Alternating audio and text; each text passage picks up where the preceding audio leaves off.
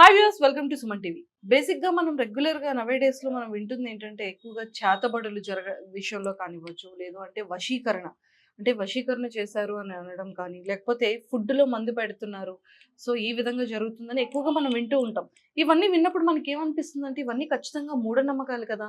ఈ మూఢనమ్మకాలు ఇంకా ఇప్పుడు ప్రజెంట్ ఈ నవే డేస్లో కూడా ఈ ట్రెండింగ్లో ఉన్న ఈ రోజుల్లో కూడా ఇలాంటివి ఉంటాయి. ఇవన్నీ ఉండవు, మందు పెడతారా, ఎవరు ఉంటుంది, చేతబడులు ఇవన్నీ ఎక్కడ జరుగుతాయి, ఇవన్నీ మూఢనమ్మకాలు తప్ప రియల్ లైఫ్లో జరగవు అని అనుకుంటాం. బట్ మనం పొలిమేర ఫిల్మ్ చూసేటప్పుడు కానీ ఇలాంటి కొన్ని కొన్ని సినిమాలు చూసేటప్పుడు నిజంగానే చేతబడులు ఉన్నాయా, నిజంగానే మందు పెడితే మనుషులు చేంజ్ అయిపోతారా, నిజంగానే వశీకరణ ఉంటుందా అని మనకు అనిపిస్తూ ఉంటుంది. సో ఇవన్నీ ఉన్నాయా, నిజమా, జరుగుతున్నాయా అనే క్వశ్చన్స్ అన్నిటికీ కూడా ఈ రోజు ఆన్సర్ నేను తెలుసుకోవడానికి నాతో పాటు అశోక్ రాజు గారు ఉన్నారు. సో అతని మాటల ద్వారా ఈ విషయాలన్నీ తెలుసుకుందాం. హలో అండి. Hi madam. నమస్తే. ఎలా ఉన్నారు? బాగున్నా మేడం. సో ఇదంతా చూసిన తర్వాత నాకు అనిపించింది, నిజంగానే వశీకరణ ఉంటుందా అని. ఉంటుంది మేడం. నిజంగా వశీకరణ ఉంటుంది. నిజంగా ఉంటుంది మేడం. అసలు వశీకరణ అంటే ఏంటి, అసలు ఈ వశీకరణ చేయడం వల్ల ప్రాబ్లమ్స్ వస్తాయా, లేకపోతే మీరు కూడా వశీకరణ ఏమైనా చేస్తారా, ఇది తెలుసుకోవచ్చా? అయితే వశీకరణ అంటే మేడం, పెళ్లి కాని వాళ్ళకి, ప్రేమించుకున్న వాళ్ళకి, పెళ్ళైన వాళ్ళకి, పెళ్ళై గొడవలాడి విడిపోయిన వాళ్ళకి స్త్రీ పురుష వశీకరణ అనేది చేస్తాం. కానీ 100% అవుతుంది. ఎందుకంటే భార్య మాట భర్త, భర్త మాట భార్య వినే దాంట్లో 100% చేస్తాం. కానీ అది అమ్మాయి పేరులో ఉన్న మంత్రాన్ని అబ్బాయికి పంపిస్తాం, అబ్బాయి పేరులో ఉన్న మంత్రాన్ని అమ్మాయికి పంపిస్తాం. 100% చేసేస్తాం. కానీ అది అతి తక్కువ రోజుల్లోనే పని అవుతుంది, లేటుగా ఏమి ఉండదు. కానీ స్త్రీ పురుష వశీకరణ అంటే మాంగళ్య వశీకరణ ఉంది. పెళ్ళై ఇడిపోయిన వాళ్ళు, పెళ్ళై కలుసుకున్న వాళ్ళు, వీళ్ళకు కూడా వశీకరణ కూడా చేస్తాం. దాన్ని బట్టి కూడా మనకి అనుకూలంగా అన్ని విధాలు కూడా ఉంటుంది. అంటే ఇది మంచిగా చేయడం, ఇది మంచిగా కదా మేడం. అంటే యాక్చువల్గా ప్రేమించుకునే వాళ్ళ మధ్య చేయడం అనేది అది తప్పే కదా. అంటే పెళ్లి కాకముందు అది ఎంతవరకు జెన్యూన్, వాళ్ళు మోసం చేసి వెళ్ళిపోయిన వాళ్ళు మళ్ళీ కలపడం మేడం. ఇప్పుడు ఈ కాలం ఎలాగుందంటే అమ్మాయిలో కానీ అబ్బాయిలో కానీ 2 విధాలుగా ఉంది. ఎలాగంటే ఒక మనిషికి నచ్చింది అనుకో అమ్మాయి, ఆ అమ్మాయిని ప్రేమిస్తారు. ఆ అమ్మాయి హ్యాండ్ ఇచ్చింది అనుకో, అబ్బా అమ్మాయి హ్యాండ్ ఇచ్చింది ఎందుకు, ఈ అమ్మాయిని ఏదో ఒకటి చేయాలని, దక్కించుకోవాలని చాలా ఆరాటపడి చాలా విధంగా చేస్తుంటారు. కానీ ఆ అమ్మాయి వాళ్ళు అలాంటి ప్రాబ్లం ఉన్న సమస్యలు ఉన్నవాళ్ళు మన కాడకు వస్తారు. స్వామి నాకు ఏదైనా కానీ, మీరు ఏదైనా చేయండి, నాకు మటుకు పని మటుకు కావాలి. నాకు స్త్రీ మాంగళ్య, పెళ్లి చేసుకున్న అమ్మాయి అయినా పెళ్లి కాని అమ్మాయి అయినా మాంగళ్య వశీకరణ చేయాలి. చెప్పేది గొప్ప కాదు, దాన్ని చేసేయడమే తన గొప్పతనం. అది దాంట్లో ఉన్న విధానం. ఈ వశీకరణ అనేది మంచిదంటారా చెడ్డదంటారా? కానీ చాలా వరకు చెప్తే మేడం, ఫ్యామిలీ పరంగా, లేడీస్ పరంగా, జెంట్స్ పరంగా చూస్తే వశీకరణ అనేది చాలా మంచిది, దానివల్ల చెడు లేదు. కానీ ఇడిపోయిన వాళ్ళు కలవచ్చు, మరి కలుసుకున్న వాళ్ళు ఇడిపోరు కదా సామాన్యంగా మాట మీద. కానీ ప్రేమించుకున్న వాళ్ళు కలపచ్చు, పెళ్లి చేసుకుని ఇడిపోయిన వాళ్ళు కలపచ్చు. కలుపుకుని చేసేదే వశీకరణ. దాంట్లో ఇంకొకటి ఉంది. ఎలా ఉంటుందంటే మేడం, ఒక అమ్మాయి ఉంటుంది, ఒక అబ్బాయి ఉంటాడు. నాకు ఆ అమ్మాయి అంటే చాలా రోజులుగా ఇష్టం, కానీ నాతో మాట్లాడతలే. ఆ అమ్మాయి నాకు కావాలి, దాన్ని మీరు చేయగలరా అని అడిగారు మన దగ్గర. అలాంటివి కూడా నేను చేసి చూపించాను. అలాంటి వాళ్ళు కూడా అమ్మాయి విషయంలో అబ్బాయి కావాలన్నా చేస్తాం, అబ్బాయి విషయంలో అమ్మాయి ఏమైనా అడిగినా చేస్తాం. 2 విధాలుగా ఉంటాయి అట్లా. కానీ పిల్లల మెయిన్ కారణం వ్యాపారం, ధన వశీకరణ, ప్రేమ వశీకరణ, మాంగళ్య వశీకరణ, హస్త నిబంధన, చేతబడికి దీనికి 100% అవుతుంది మేడం. చేతబడి నిజంగానే చేతబడి చేసిన వాళ్ళు ఉంటారు, వాళ్ళు ఎక్కడ ఉండరు, అఘోరాలు అంటారు కదా మేడం. అది కాశీ శాతం ఎక్కువ. కాశీలో ఉన్నవాళ్ళు కొన్ని విధంలో అక్కడ శివుడి లింగహారం, మహాదేవ శంభో శంకర శివయ్య ఉన్నా ఆయన సంకల్పంలో కొంతమంది సాధులు ఉంటారు అక్కడ. కానీ చేతబడి చేసేవాడు అనేది చెప్పడు, ఖచ్చితంగా చేస్తాడు. చేసినాక ఈ బాగున్న మనిషికి ఈ విధమైన ప్రాబ్లం వచ్చినప్పుడు, నాకు సడన్గా బాగున్న మనిషికి నాకు ఎందుకు ఇట్లా అయింది, దేనివల్ల అయింది అన్న బాధ అర్థంలో ఉంటుంది. ఆ బాధ వల్ల ఏం చేయాలి, గుడికి పోయినా, ఏ గుడికి పోయి పూజ చేయించినా, ఈది కట్టించినా, ఏది పోయినా, హాస్పిటల్ పోయినా, ఎక్కడ పోయినా పని కాలే, మరి ఎక్కడికి పోవాలి, దాని విధానం ఏంటి అంటే ఒక గురువుని కలుద్దాం, ఆ గురువు గారు ఏమైనా చూస్తాడేమో, ఏమన్నా చెప్తాడేమో అని ఆ గురువుని కలవడం, ఆ గురువు దగ్గర రావడం, వీళ్ళకి మా లెక్క అడగడం, చెప్పడం.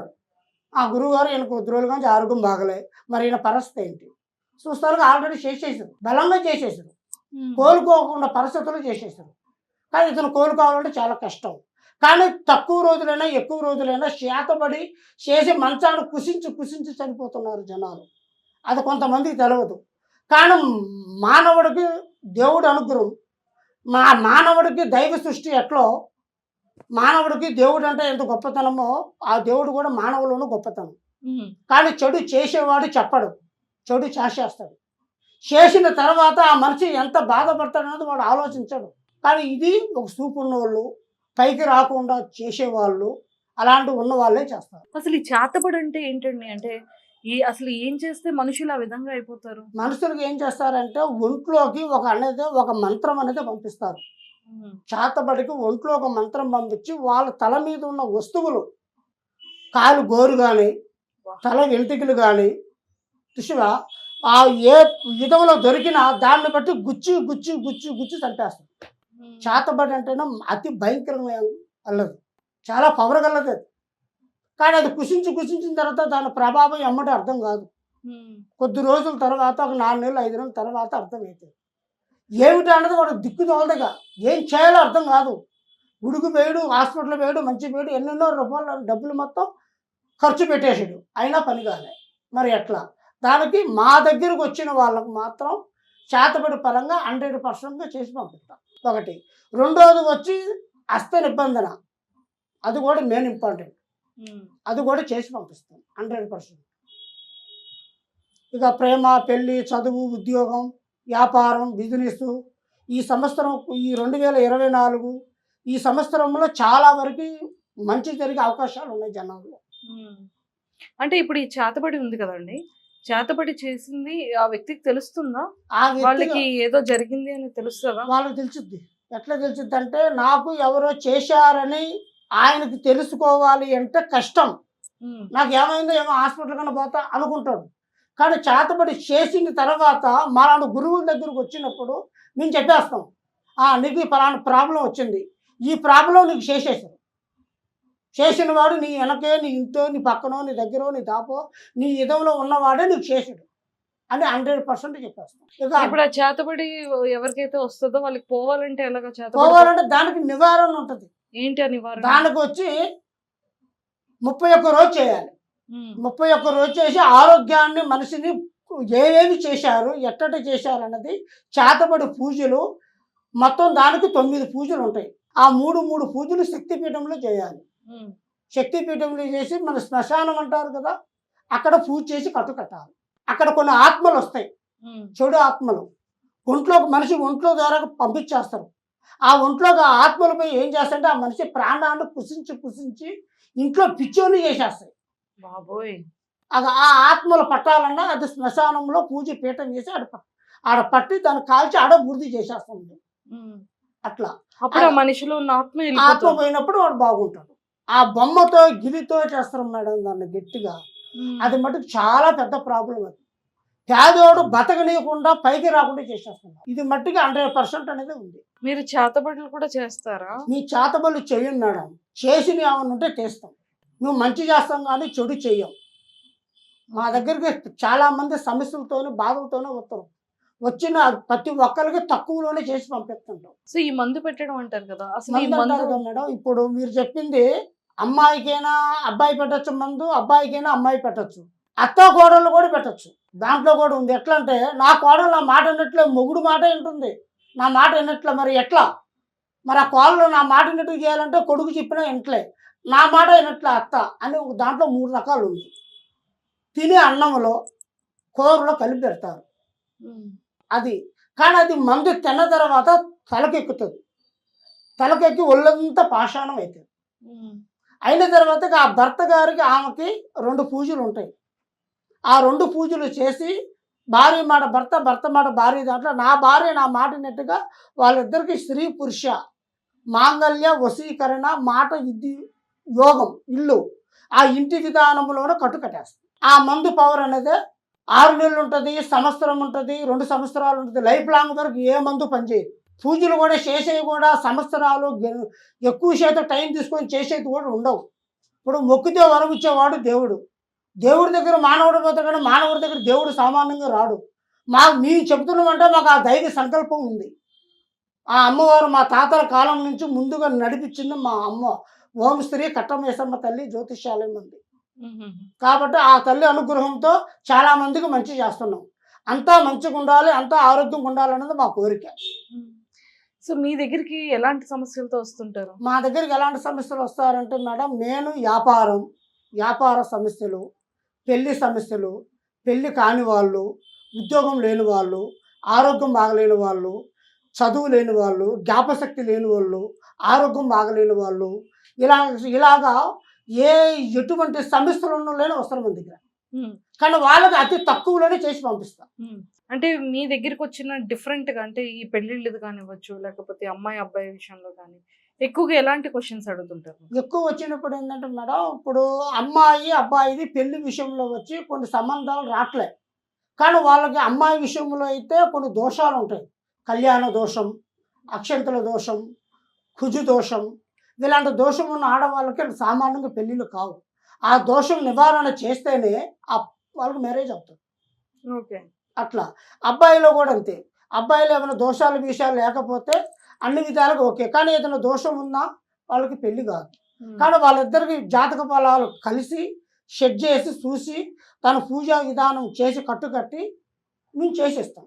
100% అవుతుంది. సో ఎలాంటి బాధలతో ఎక్కువగా వస్తుంటారు? ఎక్కువ బాధలు అంటే మేడం, వ్యాపార బాధలని, ఆర్థిక పరంగాని, అప్పు రుణ బాధలు, ఈ కుటుంబ ఎదుగుదల లేకపోవడం, పిల్లలు కానీ పెద్దోళ్ళు కానీ ఎవరికి ఏది వచ్చినా, ఏ సమస్య వచ్చినా ముందుకు రాకుండా పోవడం, ఇలాంటి ఇబ్బందులు కొద్దిగా ఆరోగ్యపరంగా, చేతపడి పరంగా, వశీకరణ పరంగా, ధన ప్రాబల పరంగా, తర్వాత భూమి లోపల లంక బిందులు అంటారు కదా. లంక బిందులు అంటే ఉంటుందిగా మేడం మీకు ఐడియా? ఆ లంక బిందుల గురించి కూడా కొన్ని అడగడం, అలాంటి దాని గురించి ఏమడుగుతారు? మాకు భూమిలో మాకు తల్లి లక్ష్మీ దేవత మమ్మల్ని ఇంట్లో ఉందని మాకు తెలుసు.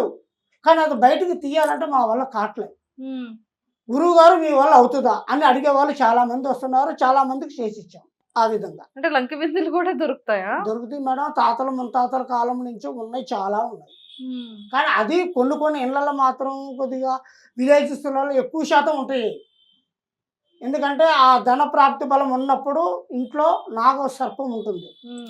ఆ సర్పం ఉన్నదంటే అది కంపల్సరీ అక్కడ ఏదో ఒకటి ఉంటుంది. నాగ సర్పం ఉంటే అక్కడ లంక బిందులు ఉన్నట్టు. ఓకే. అండ్ ఇంకోటి ఏంటంటే, ఇప్పుడు ఈ మందు పెట్టే వాళ్ళకి ఆ మందు పోవాలి అంటే ఏం చేయాలి? దానికి ఒకటే ఇరుగుడు మేడం. ఆ మందు రెడీ చేసి పెట్టిన వాళ్ళు ఎవరో కానీ మళ్ళా నా భార్యతో నాకు పని అనుకూలంగా మంచిగా జరిగింది, ఇక నా భార్య బాగుంది, మళ్ళా మాలాంటి గురువుల దగ్గరికే వచ్చి మరి ఏ మంది పెట్టిందో, మరి ఏ గురువు రెడీ చేసి ఇచ్చాడో ఉంటుంది కదా.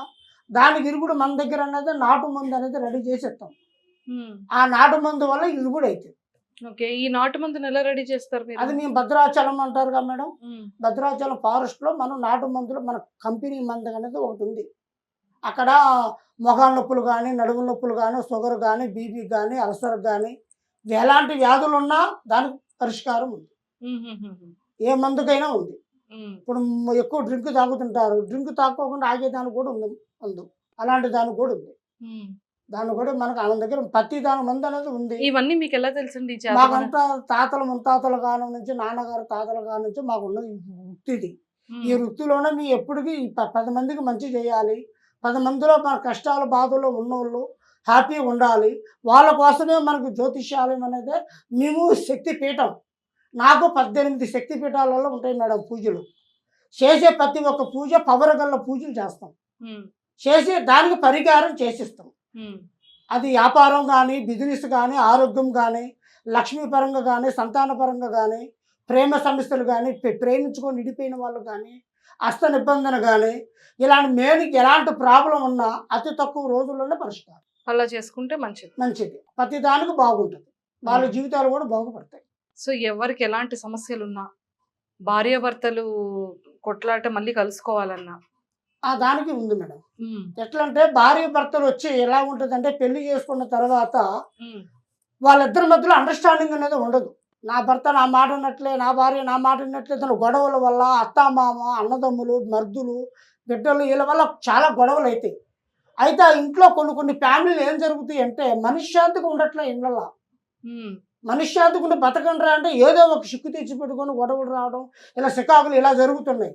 కానీ దానికి ఏం చేస్తామంటే భార్య భర్తల యోగం ఏం చేస్తామంటే మాంగళ్యం పూజ అనేది ఉంటుంది దానికి. భార్య భర్తలకు మాంగళ్య పూజ మూడు పూజలు చేసి దానికి కట్టు కట్టేస్తాం. అప్పుడు ఇద్దరికి అండర్స్టాండింగ్ అవుతుంది. అది భార్య పేరులో ఒక పూజ, భర్త పేరులో ఒక పూజ, మళ్ళీ ఇంకొక పూజ అనేది ఉంటుంది. వాళ్ళిద్దరు అండర్స్టాండింగ్ ఎప్పుడు ఉండాలి. పక్కన వాళ్ళు కొంతమంది భార్య ఈ మొగుడు మాట ఎందుకని వీధిలో వాళ్ళ మాట ఉంటుందని ఎక్కువ అంటారు. ఇది ఇప్పుడు ఇంట్లో రామాయణం మొత్తమే వీధిలో పెట్టినట్టుగా అయిపోయింది ఇళ్ళల్లో. అలాగ జరుగుతున్న ఫ్యామిలీలలో గొడవలైనవి కూడా నేను చాలా వరకు సాల్వ్ చేసి ఇచ్చాను. చాలా వరకు కూడా బాగున్నారంట. అదొకటి. తర్వాత సంతానం పెళ్ళై ఒక 6 నెలలైనా, సంవత్సరమైనా, 2 సంవత్సరాలైనా కొంతమందికి సంతానం అందదు. సంతానం అందకపోతే వాళ్ళు అనుకుంటారు ఏదో లేట్ అయిందిలే అని గుళ్ళు గోపురాలు పూజలు పునస్కారాలు వెళ్తుంటారు. కానీ ఆ గర్భంలో దోషాలు ఉన్న వాళ్ళకి పిల్లలు పుట్టరు మేడం. ఒకటి మెయిన్ నాగదోషం అనేది ఆడవాళ్ళకి ఎక్కువ శాతం ఉంటుంది. నాగదోషం ఉన్న వాళ్ళకి సంతానం అందదు. ఈ 2 పనులు మనం చేస్తాం. సంతానం లేని వాళ్ళకు కూడా కంపల్సరీ అందిస్తాం. సంతానం వచ్చే విధంగా అంటే పూజ చేస్తాం. నాగదేవత పూజ 9 రోజులు చేస్తాం. చేసి ఆ సంతానానికి 100% గ్యారంటీ ఇస్తాం బిడ్డలు లేని వాళ్ళు. ఒకవేళ మీరు చేసేవేవి కూడా సక్సెస్ అవ్వకపోతే వచ్చే ఎందుకంటే దానికి ఏదైనా సొల్యూషన్ విధంగా చేసే పూజలు పట్టే మళ్ళీ ఇంకో విధంగా చేస్తాం. కానీ కాకుండా అయితే ఉండదు. ఖచ్చితంగా పనులు 100% అవుతుంది దాంట్లో. ఎందుకంటే మాకు గురువు గారు నేర్పిన విద్య, తాతల ముత్తాతల కానుంచి ఉన్న విద్య, మేము దాన్ని పరిపాలన చేస్తున్నాం. ప్రేక్షకులు బాగుండాలి. ఉన్నోడు ఉంటాడు, లేనోడు ఉంటాడు, పేదోడు ఉంటాడు, ఎవరైనా కానీ మన వల్ల బాగున్న వాళ్ళు చాలామంది ఉంటారు. ఎందుకంటే నేను ఎక్కువ శాతం మన అమ్మవారు ఓం స్త్రీ కట్టమైసమ్మ అంటే చెరువు కట్టమ్మటే ఉంటుందేమో. ఆ కట్టమైసమ్మ అనుగ్రహం మాకు ఎక్కువ ఉంటుంది. కానీ ఒకటి శక్తిపీఠం అలంపూరు జోగులాంబ ఉంది కదమ్మా. అలంపూరు జోగులాంబ శక్తిపీఠంలో ప్రతి శివరాత్రికి వెళ్తుంటాను నేను. అక్కడ వెళ్ళి చాలా సమస్యలు క్లియర్ చేస్తుంటా చాలా మందికి. ఆ శక్తిపీఠంలో కొన్ని పెద్ద పెద్ద పూజలు, హోమాలు, చెడు ప్రాబ్లం ఉన్నాయి, ఎక్కువ శాతం అక్కడ తీసేస్తుంటా. అట్లా మన విజయవాడ కానీ, కనకదుర్గ, మధుర మీనాక్షి కానీ, తమిళనాడు, కేరళ కానీ, కాశీ కానీ అన్ని ఊర్లోకి వెళ్తుంటాను నేను. ఒక దుక్కునైతే ఉండను. కానీ జనాలకి 100% మంచి చేస్తాం. ఓకే, మా దగ్గర ఆ సృష్టి అనేది అమ్మవారు మాకు ఇచ్చింది. తప్పకుండా మేము కూడా కోరుకుంటున్నాం ఏంటంటే ఎవరు ఎలాంటి సమస్యలతో ఉన్నా ఖచ్చితంగా మీ దగ్గరికి రావాలి, ఆ ప్రాబ్లమ్స్ అన్ని క్లియర్ చేసుకోవాలని, అంత మంచి జరగాలని కోరుకుంటున్నాం. Thank you. ఓకే. సో అదండి, చూసారు కదా. అంటే నిజంగానే వశీకరణలు ఉంటాయని, లేదు అంటే చేతబడులు కూడా నిజంగానే ఉంటాయని చెప్పి ఈ రోజైతే అతను చెప్పడం జరిగింది. మళ్ళీ అసలు నెక్స్ట్ వీడియోలో మీకు ఏమైనా డౌట్స్ ఉంటే కింద కమెంట్స్ చేస్తే నెక్స్ట్ టైం వీడియో చేసేటప్పుడు ఆ డౌట్స్ అన్ని కూడా నేను అశోక్ రాజు గారిని అడిగి ప్రతి ఒక్కటి కూడా దానికి సొల్యూషన్స్ ఏంటి, ఎలా ఉండబోతుంది అనేది కూడా చెప్తాను. Thank you so much.